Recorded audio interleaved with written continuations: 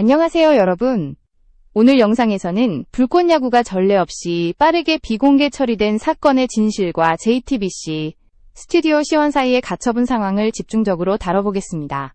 이번 이야기는 단순한 프로그램 문제가 아니라 한국 스포츠 예능의 공정성과 창작권을 둘러싼 복잡한 대립의 중심에 있습니다.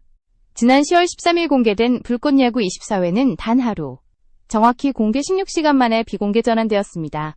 이 놀라운 속도에 팬들은 물론 업계 관계자들까지 충격을 감추지 못했습니다.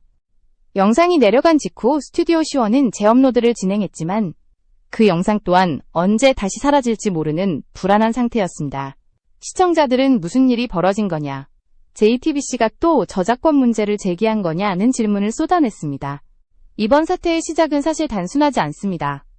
불꽃야구는 JTBC의 원작 포맷을 기반으로 제작되지만 유튜브를 통한 콘텐츠 확장과 저작권 해석이 서로 엇갈리면서 이미 몇 달 전부터 긴장이 고조되어 왔습니다. 특히 5월 이후 반복적으로 영상이 내려가고 다시 올라오기를 반복하면서 시청자들은 점점 혼란을 느끼기 시작했습니다. 이 영상을 시청하고 계신 여러분께 진심으로 감사드립니다. 여러분의 구독과 좋아요는 저에게 큰 힘이 됩니다.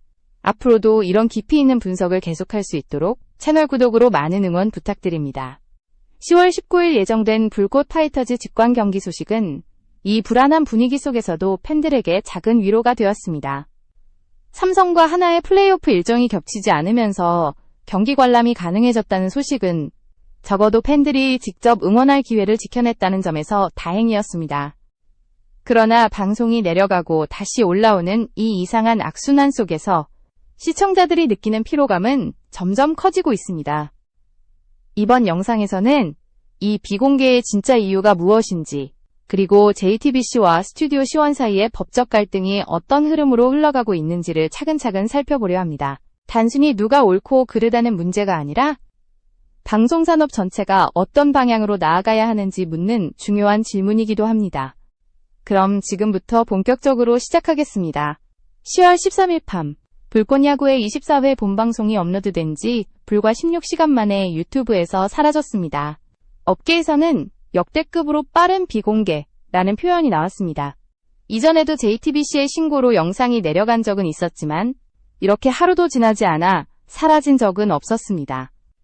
팬들은 황당함을 감추지 못했고 일부 커뮤니티에서는 법정 분쟁이 이미 끝난 거냐, JTBC가 승소해서 강제로 내린 거 아니냐는 추측이 쏟아졌습니다. 하지만 사실은 전혀 달랐습니다. 이번 비공개 사태는 저작권 침해의 단정적 결과가 아니라 가처분 신청이 진행 중이라는 사실에서 비롯된 일시적 조치였습니다. 유튜브의 자동 시스템은 법적 분쟁이 제기되면 판단을 유보한 채 콘텐츠를 임시로 내리는 구조를 갖고 있습니다.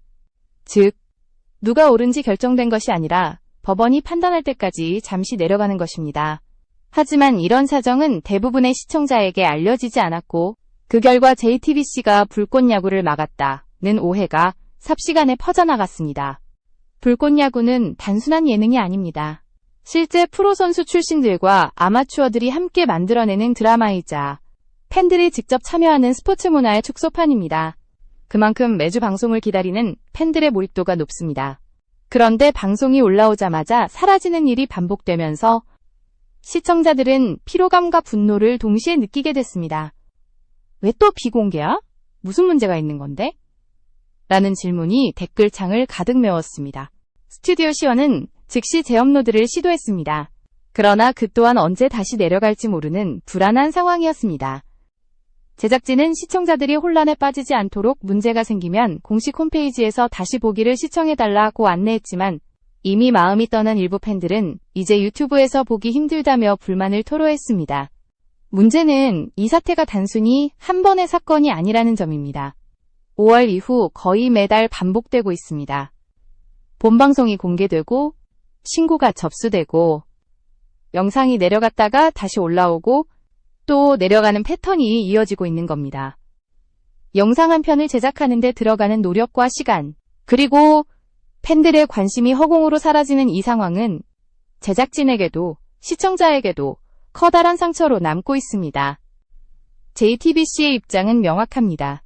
프로그램의 원저작권을 JTBC가 보유하고 있으므로 2차 콘텐츠 배포에는 법적 절차가 필요하다. 반면 스튜디오 C1은 새로운 포맷과 창작적 해석이 포함된 독립 콘텐츠이므로 JTBC의 통제 대상이 아니다 고 맞서고 있습니다. 문제는 이 두 입장이 아직 법적으로 정리되지 않았다는 데 있습니다. 이처럼 명확한 판결이 나오지 않은 상황에서 영상이 비공개로 내려가는 건 사실상 유튜브 시스템의 자동 반응에 불과합니다. 그러나 일반 시청자는 이런 복잡한 맥락을 모르기 때문에 결국 JTBC가 또 내렸다는 단순한 인식만 남게 됩니다. 그 오해가 인터넷을 타고 번지고 나아가 불꽃야구 전체의 이미지까지 흔들어 놓는 것입니다. 이번 사태가 역대급으로 빠른 비공개라 불린 이유는 단지 속도의 문제가 아니라 그 안에 담긴 불신과 혼란 때문입니다. 한쪽은 법을 근거로 정당함을 주장하고 다른 한쪽은 콘텐츠의 자유를 내세워 맞서고 있습니다. 하지만 그 사이에서 가장 큰 피해를 입는 건 언제나 팬들입니다. 그들은 단지 좋아하는 프로그램을 보고 싶을 뿐이니까요. 이제 우리는 묻게 됩니다. 이 싸움은 언제 끝날까? 그리고 그 결말은 누구에게 이루어올까? 이 질문의 답을 찾기 위해 다음 부분에서는 JTBC와 스튜디오 C1 사이에 가처분 소송이 실제로 어떤 구조로 진행되고 있는지, 그리고 왜 이번 사태가 단순한 방송 문제가 아니라 한국 콘텐츠 산업 전체의 방향성을 가늠하는 시금석이 되는지를 살펴보겠습니다. 이번 분쟁의 핵심은 단 하나.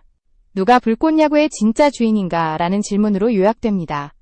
JTBC는 방송의 원저작권을 주장합니다.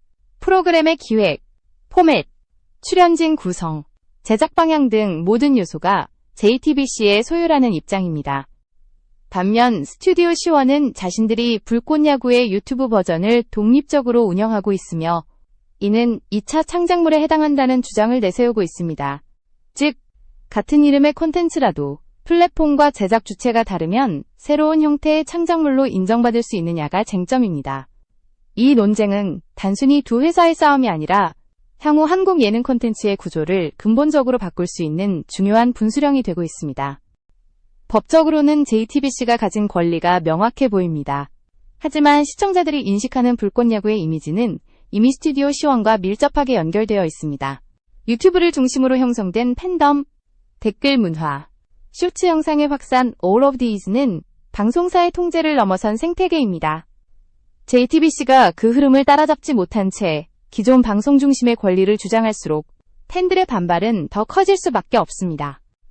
이번 가처분 소송은 그 긴장관계를 상징적으로 드러냅니다. JTBC는 법적으로 보호받을 권리를 행사할 뿐이라고 말하지만 스튜디오 C1 입장에서는 결과가 나오기도 전에 영상이 내려가며 피해를 입고 있다고 호소합니다. 특히 유튜브에 자동 시스템이 신고가 들어오면 무조건 내린다는 구조이기 때문에 아직 법적 결론이 나지 않은 상태에서 일방적인 손실이 발생하고 있는 셈입니다. 더 큰 문제는 이 분쟁이 단순히 불꽃야구에 그치지 않는다는 것입니다. JTBC 외에도 여러 방송사가 유튜브에서 콘텐츠를 확장하는 과정에서 하청 제작사나 독립 스튜디오와 비슷한 갈등을 겪고 있습니다. 방송과 디지털 플랫폼의 경계가 흐려지면서 누가 진짜 저작자냐는 문제는 점점 더 복잡해지고 있습니다. 예를 들어 JTBC는 방송 편집본과 전체 포맷을 소유하지만 스튜디오 C1은 현장 영상, 쇼츠 클립, 유튜브용 인터뷰, 재해석된 연출 등을 추가해 완전히 다른 결을 만들어냅니다. 팬들이 즐기는 것은 바로 이 두 번째 버전입니다. 그렇다면 이 버전의 창작권은 누구에게 돌아가야 할까요? 법은 명확하지 않습니다. 기존 저작권법은 방송 중심의 체계를 전제로 만들어졌기 때문에 유튜브 시대의 공동 창작 구조를 충분히 반영하지 못하고 있습니다. JTBC는 자신들의 권리를 보호하려 하지만 동시에 시청자들의 자유로운 소비와 확산을 막는 결과를 낳고 있습니다. 반대로 스튜디오 C1은 자유와 창작의 이름으로 저작권의 경계를 넘나들며 그 과정에서 법적 위험을 감수하고 있습니다. 결국 이번 분쟁은 법의 문제이자 시대의 문제입니다. 플랫폼이 바뀌고 시청 방식이 달라졌지만 법은 여전히 옛날의 프레임에 머물러 있습니다. 그래서 이번 사건은 단순한 소송이 아니라 방송산업의 새 질서를 결정짓는 전초전이라 불릴만 합니다. 현재 법원은 양측의 주장을 모두 청취하며 신중하게 판단을 내리고 있는 것으로 알려졌습니다. 아직 결론은 나지 않았지만 업계에서는 10월 중 가처분 결과가 나올 가능성이 있다고 보고 있습니다. 그 결과에 따라 불꽃야구의 향후 방향은 크게 달라질 것입니다. 다음 부분에서는 이 법적 분쟁이 불꽃야구의 조회수, 광고 단가, 그리고 전체 브랜드 가치에 어떤 실질적인 타격을 주었는지를 구체적으로 살펴보겠습니다. 수치로 드러나는 손해와 그 이면의 의미를 함께 분석해 보겠습니다. 불꽃야구의 비공개 사태가 반복될수록 피해는 눈덩이처럼 커지고 있습니다. 그 중에서도 가장 눈에 띄는 부분은 조회수입니다. 본방송이 비공개되고 재업로드될 때마다 조회수는 0부터 다시 시작됩니다. 단순히 숫자가 초기화되는 수준이 아니라 유튜브 알고리즘상으로의 영상으로 인식되어 추천 시스템이 완전히 리셋됩니다. 예를 들어 최초 공개 당시 100만 회를 넘긴 영상이 비공개로 전환되면 재업로드된 영상은 다시 처음부터 알고리즘에 노출돼야 합니다. 그 과정에서 유입은 급감하고 광고 단가 역시 크게 떨어집니다. 실제로 불꽃야구의 주요 회차는 본방 기준 100만 물결표 200만 회 조회수를 기록했지만 재업로드된 버전은 평균 40만 회 이하에 머물렀습니다. 절반 이상이 손실된 셈입니다. 광고 단가 문제는 더 복잡합니다. 기업 입장에서는 안정적으로 노출되는 콘텐츠에 광고를 집행하고 싶어 합니다. 하지만 영상이 하루 만에 내려가고 재업로드 될 때마다 링크가 바뀐다면 광고주는 혼란을 느낄 수밖에 없습니다. 일부 협찬사는 지속 노출이 불가능하다며 계약을 연기하거나 재협상을 요구한 것으로 알려졌습니다. 결국 프로그램의 수익구조 자체가 흔들리고 있는 것입니다. 스튜디오 시원 측은 이런 손실을 최소화하기 위해 쇼츠 업로드를 늘리고 다른 플랫폼 노출을 강화하는 전략을 취하고 있습니다. 실제로 인스타그램, 틱톡 등에서 짧은 하이라이트 클립이 빠르게 확산되며 불꽃야구의 팬덤은 여전히 건재함을 보여주고 있습니다. 하지만 문제는 본편이 사라질 때마다 팬들의 기록이 함께 사라진다는 것입니다.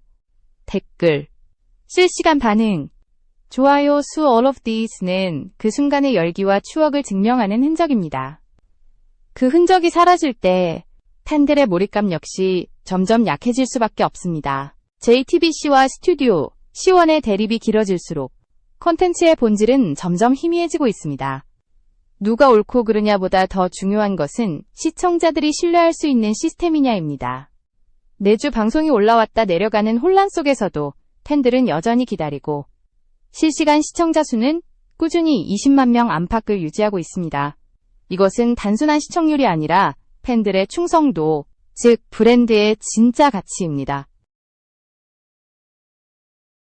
콘텐츠의 힘은 숫자보다 사람에게서 나옵니다. 불꽃야구를 꾸준히 지켜보는 팬들이야말로 이 프로그램을 지탱하는 그러나 플랫폼이 기반입니다. 불안정하고 법적 분쟁이 길어질수록 그들의 열정도 점차 시험대에 오릅니다. 매주 기다리던 본방이 예고 없이 사라지는 경험은 신뢰를 흔들고 결국 커뮤니티 전체의 결속력까지 약화시킬 수 있습니다. 특히 이번 사태 이후 일부 시청자들은 불꽃야구의 콘텐츠 파워가 약해졌다는 착각을 하게 되었습니다. 조회수가 떨어졌기 때문입니다. 하지만 이는 단순히 시스템상의 문제일 뿐, 콘텐츠의 본질적인 인기와는 무관합니다. 오히려 본방 최초 공개 시 실시간 20만 명 이상의 시청자가 몰린다는 사실이야말로 그 진짜 힘을 증명하고 있습니다. 만약 지금까지 내려갔던 모든 영상이 유지됐다면 첫 방송과 트라이아웃 영상은 이미 500만 회를 훌쩍 넘겼을 겁니다. 이런 상황을 생각하면 이번 분쟁은 단순한 저작권 문제가 아니라 한국 예능 산업의 플랫폼 생존 구조를 시험하는 사건이라 할 수 있습니다.